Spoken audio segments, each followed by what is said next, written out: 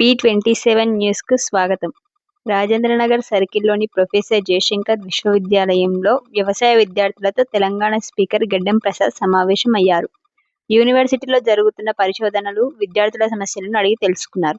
University భూములు అన్యాక్రాంతం కాకుండా చూడాలని విద్యార్థులు స్పీకర్ గడ్డం ప్రసాద్ను కోరారు. స్పీకర్ గడ్డం ప్రసాద్ మాట్లాడుతూ, గత ప్రభుత్వం అడ్డగోలుగా అప్పులు చేసి తెలంగాణ ప్రభుత్వం అప్పుల కుప్పగా చేశారని అన్నారు. యూనివర్సిటీ భూములు కూడా అన్యాక్రాంతం కావడంలో కూడా గత ప్రభుత్వం నిర్లక్ష్యం ఉందన్నారు.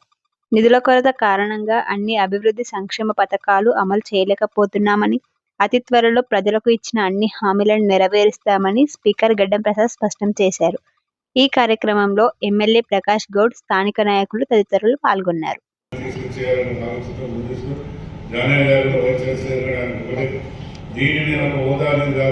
దీనికి ఒక మంచి పేదానం కానీ ఆలోచనతో ఆలోచన దగ్గరగా ప్రభుత్వం తీసుకొని ఇలా ప్రసాదాన్ని మన స్పీకర్ అదే కారణం.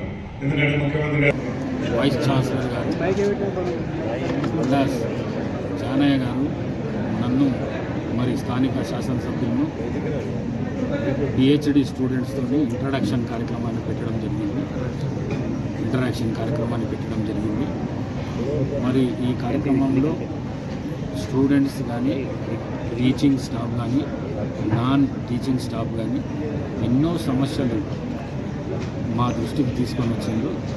తప్పకుండా ఆ సమస్యలన్నీ ఈ రాష్ట్ర ముఖ్యమంత్రి గౌరవనీయులు యనమల రేవంత్ రెడ్డి గారి దృష్టికి తీసుకొని పోయి ఈ వ్యవసాయ విశ్వవిద్యాలయాన్ని పూర్వ వైభవం తీసుకువచ్చే ఉద్దేశం కాంగ్రెస్ పార్టీకి ఉన్నది. కాబట్టి ఎందుకంటే ఈ దేశంలో కానీ, రాష్ట్రంలో కానీ వ్యవసాయ రంగం మీద కాంగ్రెస్ పార్టీకి ఉన్న ప్రేమ కానీ, పట్టు కానీ ఇతర పార్టీలకు లేవు. కాబట్టి తప్పకుండా స్వర్గీయ వైఎస్ రాజశేఖర రెడ్డి హయాంలో కూడా ఏ విధంగా అయితే వ్యవసాయ రంగాన్ని కాపాడబడ్డదో అదేవిధంగా ఈ రాష్ట్ర ముఖ్యమంత్రి యనమల రేవంత్ రెడ్డి గారి ఆధ్వర్యంలో తప్పకుండా వ్యవసాయ రంగాన్ని కాపాడుతాము, ఈ యూనివర్సిటీకి పూర్వ వైభవం తీసుకొని వస్తామని చెప్పేసి తెలియజేసుకుంటూ సెలవు తీసుకుంటాం. గవర్నమెంట్ నిర్ణయం